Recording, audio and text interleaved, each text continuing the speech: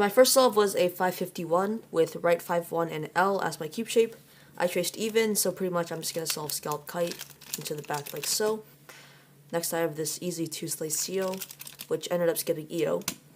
And here I think the best thing that I should have done, which I unfortunately didn't do, was to do a U prime, and then if I do M2 to M2 with the bar flip, I'll just get JJ with hardly any misalignments to do. So that's a really slice efficient solution. Unfortunately, I just went for JJ into Adjaj with the bar flip, which did cost me like 2 slices, but really in the end, like, it was still a really good solve, and I don't think it would have saved me too much time. So yeah, it was a 551, 15 slices, and 2.72 SPS, so not the best turning in the world, but it's a 5, so I can't complain too much.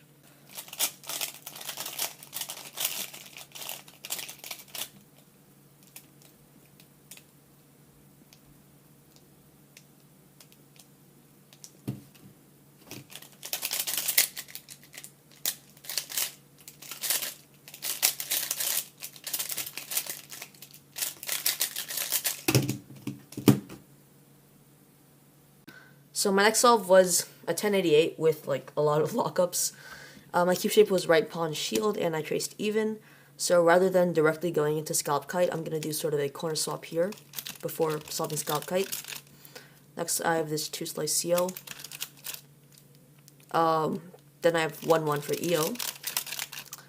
And here, for some reason, I didn't do the easy 2CP PBL. First of all, the A perm is already aligned, so if I just do a J perm from here, it's going to give me another J perm. And with this T perm, all I have to do is just misalign it ever so slightly. So if I do JJ from here, I'll get JJ again. So that's an 8-slice PBL that I could have done. Unfortunately, I did JJ from here, which gave me the bad U perms. And so that was, I think, that cost me like 2 slices more, which although wasn't too much, like, I feel like, you know, I would have preferred to have done the 2CP PBL. I think it just would have flowed much more nicely, and just would have overall been faster. So yeah, it was a 1088 with a really bad lockup during cube shape. I think you saw that. 24 slices and like 2.21 SPS or something like that.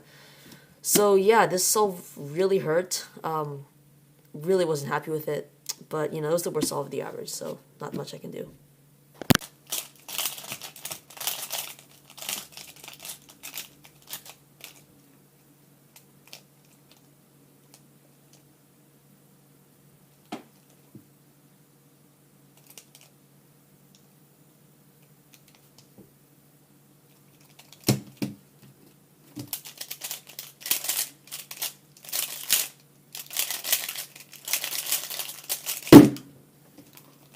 So my third solve was a 664 with 3-3L as my cube shape.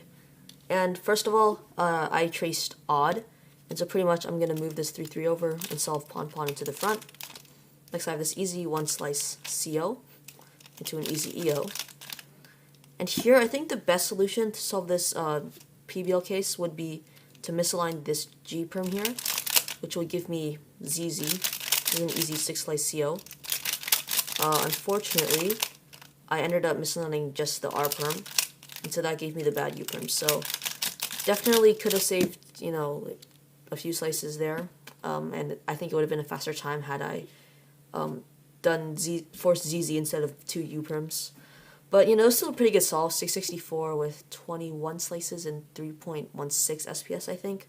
So turning was about average, and because it was sub-7, you know, I'm pretty happy with the solve regardless.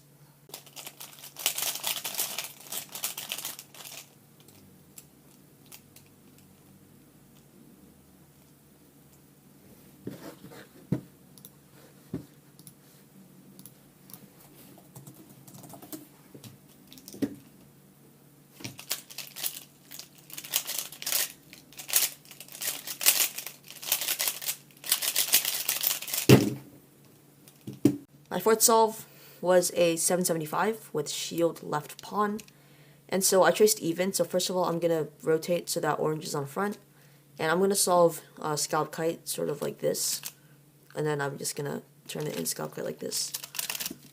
Next I have a 2-slice CO, and then I have a really easy EO. And here I have an R perm and a G perm in the back, And I think there isn't a really good solution as far as I know.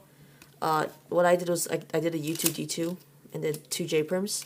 Except what I should have done, I think, was done the J-perms from the front, so that would have saved me a U2D2. Unfortunately, I did end up going with the U2D2 and solving JJ like this, which left me with bad U-perms with the bar flip. So it wasn't the most efficient solve in the world, although it was executed pretty quickly. So it was a 775, 24 slices, and 3.1 SPS. So about average turning, but definitely not the most efficient solve.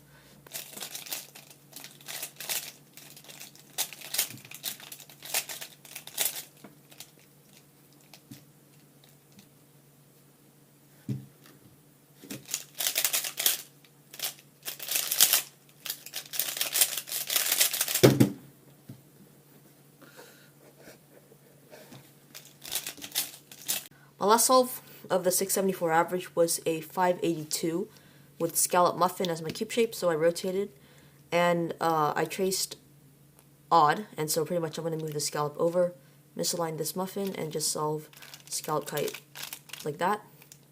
Next I have a one slice CO, easy EO, and here I think I did the most efficient solution. It was also really fast.